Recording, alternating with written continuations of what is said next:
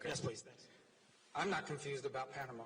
We had conversations. I felt there were strong first steps. We have expectations we made clear in those conversations. I respect very much that Panama has a process. They're a democratically elected government. They have rules. They have laws. They're going to follow their process, but our expectations remain the same. In particular on that, I would just say that the United States has a treaty obligation to protect the Panama Canal if it comes under attack. That treaty obligation would have to be enforced by the armed forces of the United States, particularly the U.S. Navy. I find it absurd that we would have to pay fees to transit a zone that we are obligated to protect in a time of conflict. Those are our expectations. They were clear. They were clearly understood in those conversations. But I respect very much the fact that Panama has a process of laws and procedures that they need to follow as it relates to the Panamanian Canal authorities. We'll allow them to work through those processes. We intend to make it amicable the way our visits were.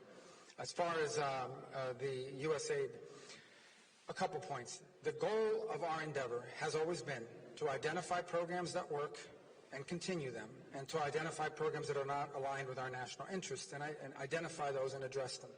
So we have sent out guidance to those deployed abroad that they will be on leave of absence, not fired, leave of absence as of Friday. And then we made very clear in the message, it's there and it's written in the message that was posted, that if there are exceptional circumstances regarding family or displacement, or maybe their spouse is employed in the embassy, so they're co-located and their children are in school, there's room and space for that. We also made clear in the guidance that there would be specially designated programs that would not be a part of that order. And we are working through the process of identifying them now, what those specially designated programs are, and we will continue to work through the process of finding them. The third point I would make is that people were given 30 days that we would help bring them home if they so desire during that 30-day period. And at the same time, the expectation, as I said, that if they have a special condition or something's going on, we didn't list them all, but we're willing to listen to those. We're not trying to be disruptive to people's personal lives. We're not being punitive here.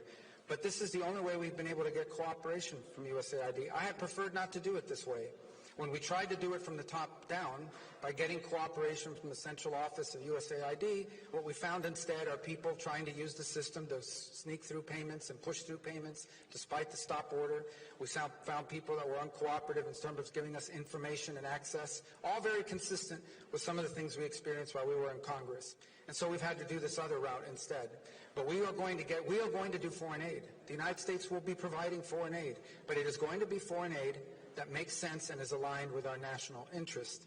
And I know the last question wasn't for me, but I want